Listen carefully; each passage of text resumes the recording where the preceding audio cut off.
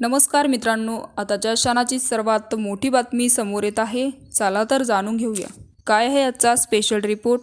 सविस्तर बातमी जाणून घेण्यापूर्वी आपण चॅनलवरती नवीन असाल तर चॅनलला सबस्क्राईब करा आणि बेल आयकॉन प्रेस करायला विसरू नका. भगवा सप्ताहा निमित्ताने माजी मुख्यमंत्री उद्धव ठाकरे काल ठाण्यात आले होते.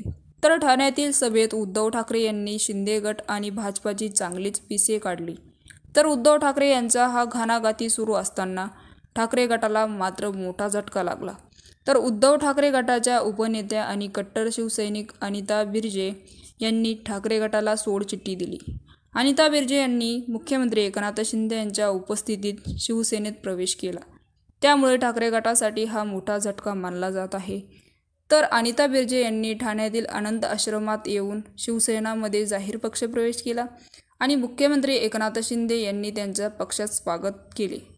त्यांना त्यांची भावी वाटचालीसाठी शुभेच्छा दिल्या आणि शिवसेनेच्या जडणघडणीच्या कालखंडात अनिताताई बिर्जे यांनी तत्कालीन शिवसैनिकांच्या साथीने शिवसेनेची महिला आघाडी तळागाळात पोहोचली होती.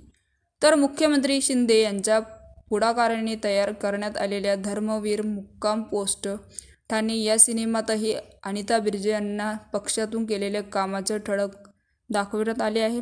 तर एकनाथ शिंदे यांनी पक्षात उठाव करून पुन्हा सत्ता स्थापन केली तेव्हा अनिता बिर्जे यांनी या निर्णयाला ठाम विरोध केला होता आणि उद्धव ठाकरे यांच्यासोबतच राहण्याची पसंती केली होती.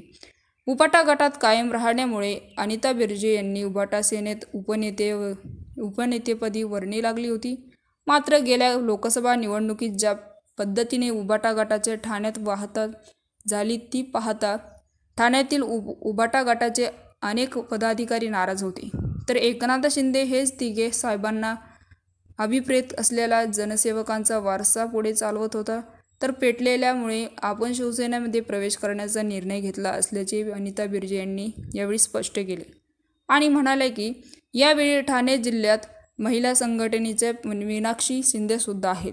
तर मित्रांनो, याविषयी आपलं काय मत आहे आम्हाला कमेंट बॉक्सच्या माध्यमातून नक्कीच कळवा आणि चॅनलला अजूनही सबस्क्राईब केलं नसेल तर चॅनलला सबस्क्राईब करा, बेल आयकॉन प्रेस करा, जेणेकरून असेच नवनवीन व्हिडिओ आणि राजकीय घडामोडी सर्वप्रथम तुम्हाला या चॅनलवरती बघायला मिळतील. तूर्तास धन्यवाद. जय महाराष्ट्र.